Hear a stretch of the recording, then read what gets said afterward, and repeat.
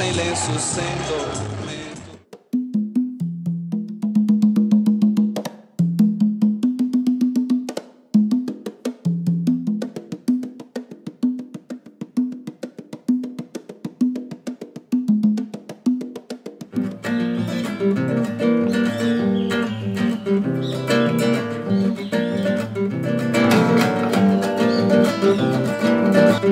No céu azul, azul, fumaça, uma nova raça, saindo dos prédios para as praças, uma nova raça.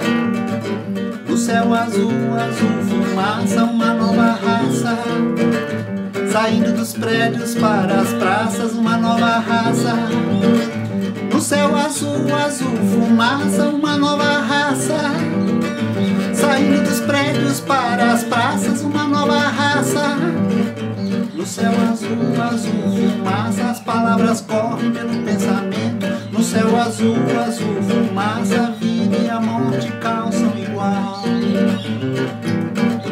No céu azul, azul, fumaça, uma nova raça, saindo dos prédios para as praças, uma nova raça. Como eu estudava na USP, na época, em 68, na época da guerra com a Maria Antônia, na época, enfim, do AI-5, né? A universidade esvaziou completamente. Muita gente presa, né? Outros exilados. Na verdade, houve ali uma ruptura, né? De alguma forma, causado pelo AI-5, pelo aumento do controle do Estado pelos militares, enfim. Eu fiquei um pouco sem ter o que fazer aqui, era um pouco assim, embora eu não participasse ativamente, eu digo, de nenhum grupo político, eu era amigo de muita gente. Conheci gente, colega meu de sala que morreu, que eu nem sabia que participaram de células, né? Gente mesmo, muitos, que morreram assim, torturados, ou mesmo fingindo que era suicídio, que era a história que eles faziam, né? Era terrível. Então ficou muito esvaziado. Então, isso no final de 68. Teve a prisão do Caetano e do Gil, que eram muito amigos, né? Morávamos todos no centro da cidade, eles moravam na São Luís e Praça da República, o Gil, e eu morava na Major Sertório. Eu era recém-casado, inclusive, com a minha primeira mulher, a Rosa. E então ficou aquilo. E eu também tinha um emprego, que eu dava aula no cursinho do Grêmio, era professor. Com o esvaziamento, o cursinho do Grêmio faliu, eu fiquei sem trabalho, fiquei desestimulado para estudar também.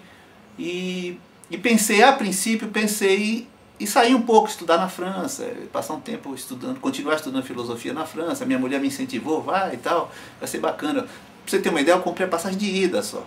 Naquele tempo você não precisava ter passagem de volta para ter visto, né? Ficou a passagem de ida para a França. E depois a Rosa foi depois para me encontrar.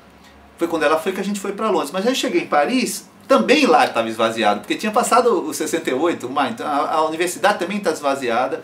E eu fiquei cada vez menos interessado na coisa da vida, de vida acadêmica, né? Comecei me tornei mais um hippie, tinha vontade de ir para a Califórnia, esse tipo como se diz, utopia da época, né?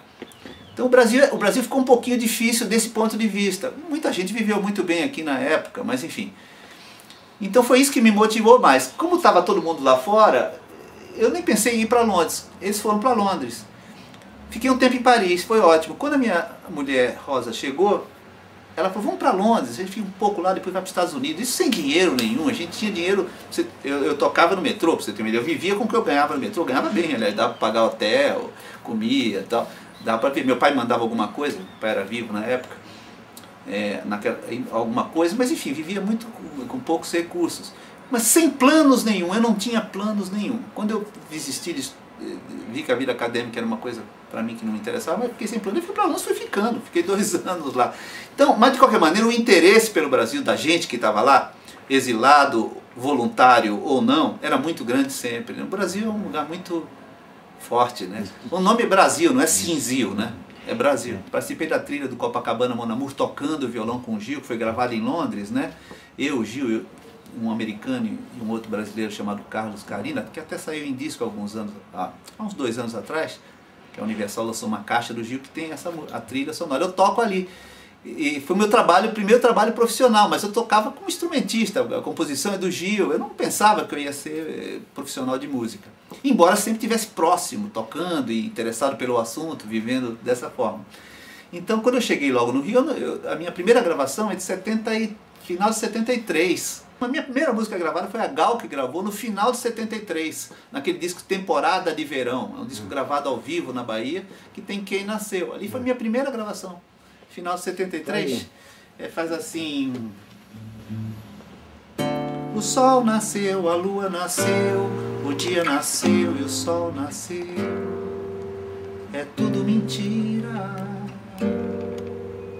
é tudo figura. O sol nasceu, a lua nasceu, o dia nasceu, o sol nasceu. É tudo figura, é tudo mentira. Quem nasceu fui eu, quem nasceu foi você. E a gente não sabe bem como e nem sabe porquê. Outros foram chegando que nem eram voluntários, não foi só eu que fui, como eu te disse, um monte de gente foi morar no Brasil. Tinha uns 30, 40 brasileiros, assim, que moravam mais ou menos perto. Isso logo. Então, ali, exilados mesmo, que não podiam voltar com ordem expressa, era só o Caetano e o Gil e as suas famílias. Quer dizer, suas famílias estavam acompanhando eles.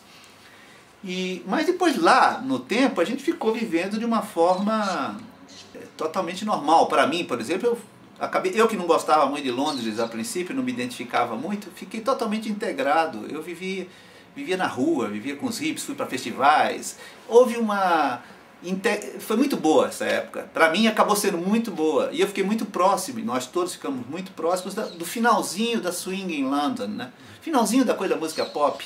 69, final de 60, ainda vi show do John Lennon com a Yoko, o primeiro que eles fizeram sozinhos, né? Tinha 300 pessoas na plateia. Pra você ver como os fãs dos Beatles queriam castigar o John Lennon, né? 300 pessoas. Sentou pertinho assim. Vi várias vezes Rolling Stones, então deu uma proximidade com coisas que eu já gostava aqui, que a gente já gostava, tipo Beatles, a música pop legal, né? Rolling Stones, fora The Who, outros grupos, né? E Traffic, foi um grupo que eu descobri lá, que eu adorei também. De fato, para mim, eu acredito que a época em Londres foi fundamental para que depois, sem saber, para que depois eu me profissionalizasse, porque eu fiquei muito próximo da coisa musical. Você diz que eu te assusto, você diz que eu te desvio, também diz que eu sou um bruto e me chama de vadio. Você diz que eu te desprezo, que eu me comporto muito mal, também diz que eu nunca rezo, ainda me chama de animal. Você não tem medo de mim, você não tem medo de mim, não. Você tem medo do amor que você guarda para mim.